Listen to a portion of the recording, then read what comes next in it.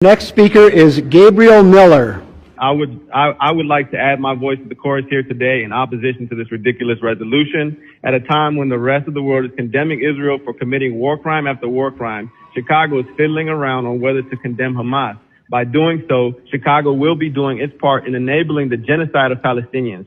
And this resolution acts like it's on the side of innocent civilians. So in that case, I'd like to add, are you considering a resolution condemning Israel for using white phosphorus against the civilian population? Are you considering condemning Israel for its planned war crime of forced removal of 1 million Palestinians from northern Gaza? Are you going to condemn them for cutting off food, water, and electricity to Gaza, another war crime called collective punishment? Did it ever cross your mind to condemn Israel when they assassinated Palestinian journalist Shireen Abu Akleh in broad daylight, or when they brutalized the people carrying her coffin peacefully, or when Israeli snipers killed innocent peaceful protesters throughout the March of Return? Did the people in office before you ever consider condemning Israel at any point? Since its inception, when it crammed a country full of people into a 60-mile corner of their own country, creating the largest concentration camp in history, the largest open-air prison in the world? The answer is a resounding no. You never considered it, nor did your ancestors. But unfortunately for you, times have changed. The world is increasingly aware of the crimes of Israel and increasingly aware of the framework of politicians who enable their continued apartheid by resolutions such as these.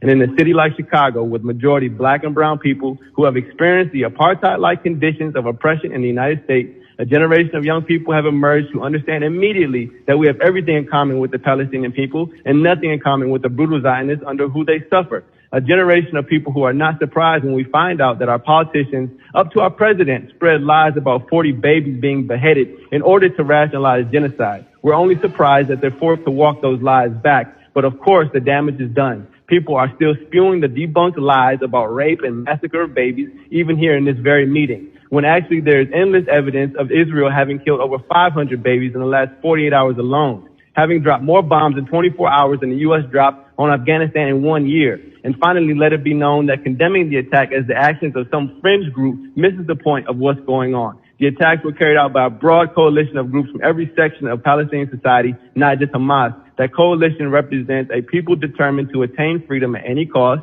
and they have arrived at this point in the face of a broad coalition of right-wing Zionists and their supporters like those in the city council who would start a meeting with a prayer calling for their attempt at freedom, a second Holocaust, where are so silent you could hear a rat piss on cotton when innocent, peaceful Palestinians are annihilated day in and day out like the Native Americans of this country. If it were another time, these same people would be condemning Africans for rebelling against their slave masters during slavery, such as Nat Turner or in the Haitian Revolution. Thank you.